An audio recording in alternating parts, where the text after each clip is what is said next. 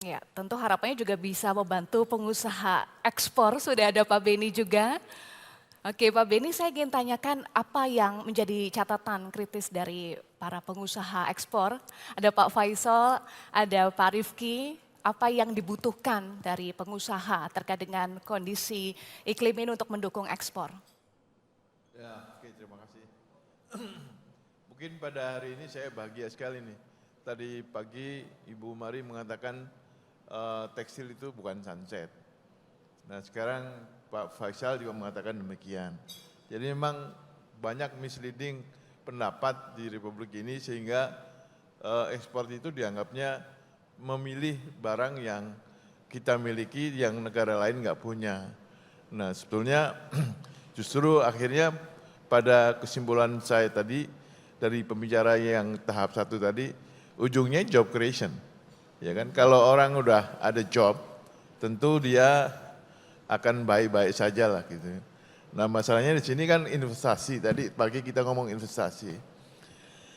Nah saya kira ekspor kita kalau dianggap tidak, industri tidak dianggap tidak kompetitif, nyatanya bisa ekspor. Justru di ekspor itu kita bertanding dengan pesaing-pesaing kita yang cukup kuat.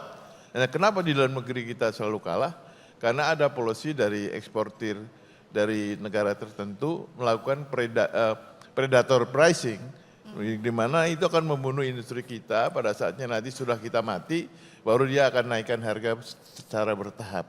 Nah ini mungkin pendapat saya, pemerintah harus paham betul apa sih predator pricing. Kita punya KPPU yang saat ini mungkin masih tidur. Ya KPPU itu kan tugasnya menjaga persaingan usaha yang fair. Jadi tentu ini saya harapkan peran pemerintah harus lebih banyak. Dan kedua juga dari sisi demand di kita kenapa lemah di dalam negeri?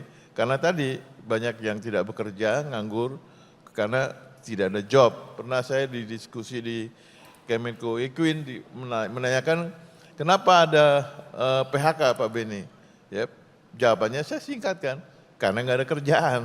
Nah kenapa nggak ada kerjaan? Nah marilah kita diskusikan kenapa tidak ada kerjaan. Nah saya kira ekspor adalah salah satu bagian dari komponen, kalau saya belajar dari Pak Peter Abdullah, bagian daripada hitungan pertumbuhan ekonomi. Ya, jadi kalau ekspornya itu kurang, apalagi dikurangi dengan impornya terlalu besar, impor konsumsi bukan impor bahan baku ya, nah tentu pertumbuhan ekonominya akan juga akan terpengaruh. Nah ini bagian daripada saya belajar dari Pak Peter dulu soal rumus-rumus ini. Kita kan pengusaha Pak, pengusaha nggak ngerti rumus Pak, ngertinya cuan atau bocuan gitu aja. Nah saya kira kita bicara ekspor hari ini, Indonesia itu udah berapa bulan ya terus menerus kita surplus. Memang surplusnya menurun. Nah pada saatnya nanti kalau ini tidak dijaga, surplus ini tidak bisa naik lagi, tentu akan menguras kocek kita sendiri. Demikian pendapat saya sementara ini. Ada tanggapan Pak Peter terkait dengan disampaikan oleh Pak Beni tadi soal predator pricing? Ada catatan? Ya, terima kasih. Sama Pak Beni, saya juga gembira sekali hari ini. Ya, tadi kita mendengarkan bagaimana tanda kutip semangat ya. Kita Optimisme ya Pak? optimisme terkait dengan perekonomian kita. Ya. Ekspor harus kita lihat sebagai komponen dari pertumbuhan ekonomi. Tadi disampaikan oleh Pak Beni. Ya. Jadi kalau kita bicara tentang pertumbuhan ekonomi untuk kita memacu pertumbuhan ekonomi bahkan hingga 8% seperti yang disampaikan oleh pemerintahan Pak Prabowo, saya kira bukan sesuatu yang nggak mungkin sebenarnya. Ya. Tadi di tahap 1 kan disebutkan sebenarnya kan cuma nambah 3% dari yang sekarang 5%. Dan ekspor seharusnya menjadi sebuah bagian dari kesempatan kita untuk mencapai melakukan percepatan pertumbuhan ekonomi.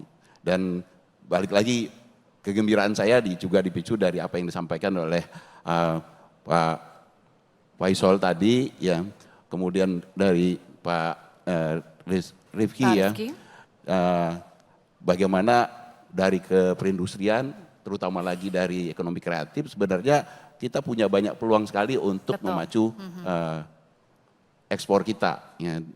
Kalau kita bisa, sekarang ini kalau kita lihat dari struktur pertumbuhan ekonomi kita, peran dari ekspor itu hanya sekitar 15%, 10 sampai 15%. Kita lebih banyak bertumpu pada konsumsi dan investasi.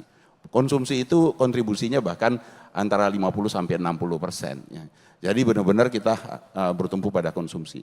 Nah, tapi kita harus melihatnya sebagai sebuah peluang. Ya. Ekspor dalam hal ini masih kontribusinya di kisaran 10 sampai 15%. Artinya kalau kita bisa memacu pertumbuhan ekspor kita jauh lebih baik, kita bisa tumbuh kita jauh lebih baik. Ya. Dan jangan lupa seperti yang disampaikan oleh Pak Benny tadi, dengan kita meningkatkan ekspor itu sebenarnya di balik itu kan sebenarnya kita menciptakan lapangan kerja, ya Pak ya. Dan menciptakan lapangan kerja itu adalah menciptakan income. Kalau kita menciptakan income, kita juga menciptakan konsumsi. Artinya kalau kita memacu ekspor, di balik itu kita juga memacu konsumsi rumah tangga. Yang pada akhirnya itu akan bersama-sama meningkatkan pertumbuhan ekonomi kita. Nah, yang menarik sebenarnya dari apa yang disampaikan oleh Pak Benny tadi adalah kita tidak dalam rangka kita memacu ekspor, kita tidak hanya bicara tentang apa saja yang akan kita ekspor, ya, tetapi kendala-kendala ekspor kita selama ini yang juga harus kita hadapi. Persoalan di dalam negeri juga harus kita hadapi. Nah, itulah mungkin konteks yang disampaikan oleh Pak Benny terkait dengan predatory pricing. Ya. Karena kalau kita biarkan industri kita berhadapan dengan barang-barang impor yang bersifat predatory pricing, ya kemampuan kita itu akan semakin lemah, dan kalau kemampuan kita semakin lemah, semakin sulit juga kita untuk memacu ekspor. Demikian mungkin Pak Benny ya. Jadi ini mungkin bagian dari bagaimana kita melihat ya peluang dan tantangan kita terkait dengan ekspor, khususnya di dalam konteks memacu pertumbuhan ekonomi kita. Jelajahi cara baru mendapatkan informasi. Download Metro TV Extend sekarang.